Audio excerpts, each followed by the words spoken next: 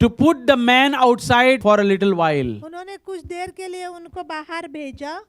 Now this man is a teacher who everybody knows him. He said, "Hey, quiet, quiet. What all are doing? Why all want to kill these people?" तो This is exactly what he came out and said. What all are doing? Why all are trying to kill this man, these people whom they are preaching the name of Jesus? I want to tell you something. This is exactly what he came and told. तो Gamaliel ने कहा कि क्या आप यीशु मसीह का नाम प्रचार करने के कारण उनको मारना चाहते हो? तो मैं आपको कुछ बताना चाहता हूँ. And verse 35 says, and he said to them, तब उसने उनसे कहा, Men of Israel, take care what you are about to do with this man. हे इजरायलियों, तुम जो कुछ इन मनुष्यों से करना चाहते हो सोच समझ के करना. Be careful when you are touching the man of God. आप बहुत सावधान रहो जब आप प्रभु के लोगों को हाथ लगाते Be हो. careful when you are talking against the man of God. सावधान रहो जब आप परमेश्वर के सेवक के विरुद्ध में बात करते Be हैं. careful when you are trying to bring anything against the man of God, and you are the man of God, by the way. सावधान रहो जब आप प्रभु के लोगों के विरुद्ध में कुछ भी When God is on your side, nobody can come against you. जब परमेश्वर आपकी ओर है तो कोई भी आपके विरोध में नहीं आ सकता. This man, Gamaliel, whatever his name is, whatever the name is, I'm telling you, he was damn scared about God. और गमलीएल जो था वो बहुत परमेश्वर का भय मानता था. And he said to them, Men of Israel, take care what you are about to do with these men. Be careful. उसने कहा, हे इजरायलियों, तुम जो कुछ इन मनुष्यों से करना चाहते हो सोच समझ के करना. For before these days, Theodas rose up. A man called Theodas was also had come with some kind of a concept. Okay.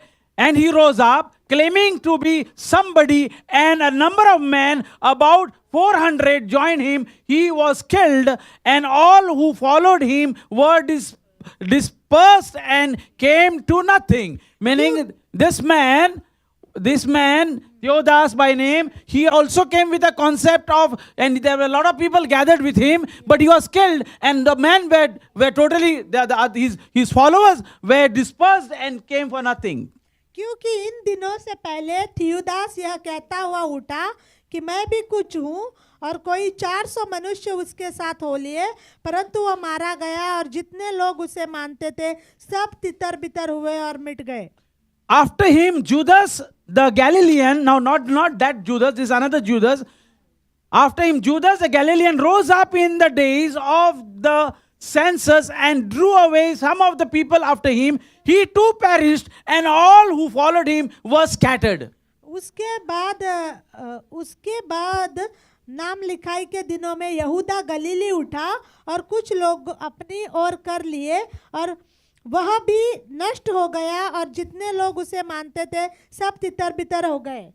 So this man, the religious man, is trying to remind them about Thaddeus and Judas, that how they came up, they were dissolved, they were scattered. और Gamaliel उनको याद दिलाना चाहता है इन दो व्यक्तियों के बारे में कि कैसे वे उठे और वे नष्ट हो गए. So in the present case, I tell you, keep away from these men and let them alone, for if this plan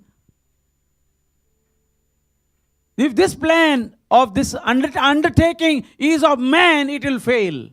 इसलिए अब मैं तुमसे कहता हूँ कि इन मनुष्यों से दूरी रहो और इनसे कुछ काम न रखो, क्योंकि यदि यह धर्म या काम मनुष्य की ओर से है तो हो तब तो मिट जाएगा. See, anything which is we do with our own accord, which is of the man, it dissolves. हम कुछ भी अपने लेके अपनी शक्ति से करते हैं वो तो नष्ट हो जाता है. But if it is from God, you will not be able to overthrow them. You might even be found opposing God, so they took his advice. परंतु यदि परमेश्वर की ओर से है तो तुम उन्हें कदापि मिटा न सकोगे.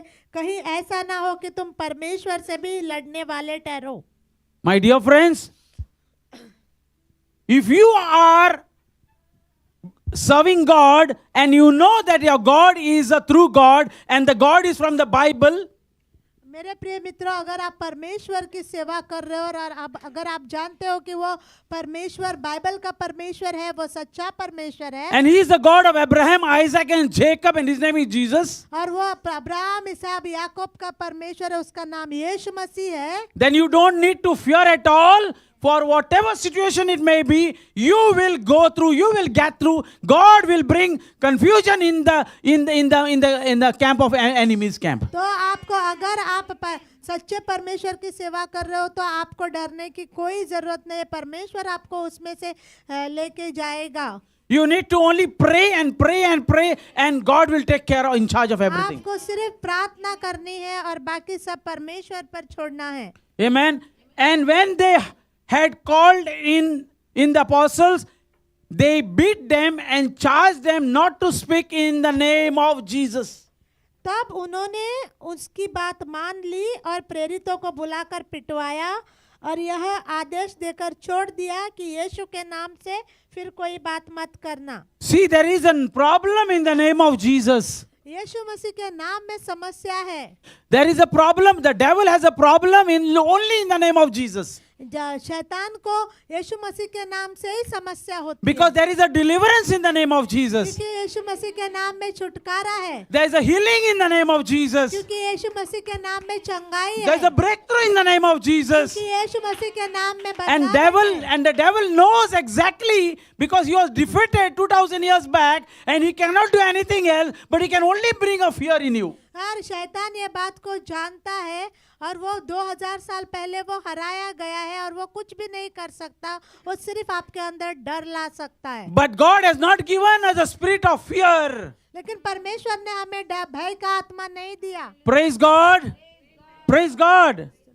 And then they left the presence of the council, rejoicing that they were counted worthy to suffer dishonor for the name of Jesus. वे इस बात से आनंदित होकर महासभा के सामने से चले गए कि हम उसके नाम के लिए अपमानित होने के लिए योग्य तो ठहरे। And every day in the temple and from house to house, they did not cease, means they did not stop teaching and preaching that the Christ Jesus. वे प्रतिदिन मंदिर में और घर घर में उपदेश करने और इस बात का सुसमाचार सुनाने से कि यीशु ही मसीह है, न रुके। So my dear friends, I want to encourage you. You are doing a great job. You all are following Jesus. Let's speak about Jesus in our friends. Let's speak about Jesus into those people who have never heard about him, and let's bring them to the knowledge of God. मैं आप लोगों को उत्साहित करना चाहता हूँ। आप लोग बहुत अच्छा काम कर रहे हैं, यीशु मसीह के पीछे चल रहे हैं, तो आपको हर जगह पर यीशु मसीह के बारे में बात करनी है, उनको ये प्रभु के पास लेके आना है। Verse 39 says, but if it is of God, you will not be able to overthrow them. You might even be found opposing God. So they took his advice. परमेश्वर का वचन में लिखा है कि परंतु यदि परमेश्वर के ओर से है तो तुम उन्हें कदापि मिटा ना सकोगे। कहीं ऐसा ना हो कि तुम परमेश्वर से लड़ने वाले ठहरो, और उन्होंने उनकी बात मान ली। Galatians 6, 9 and 10. गलतियों की पत्री 6 अध्याय 9 और 10 वचन। Let us not become weary or tired in doing good, हम भले काम करने में साहस न छोड़े, for at the proper time we will reap a harvest. क्योंकि यदि हम ढीले ना हो तो ठीक समय पर कटनी काटेंगे। If we do not give up, इसलिए we will reap the harvest if we do not give up.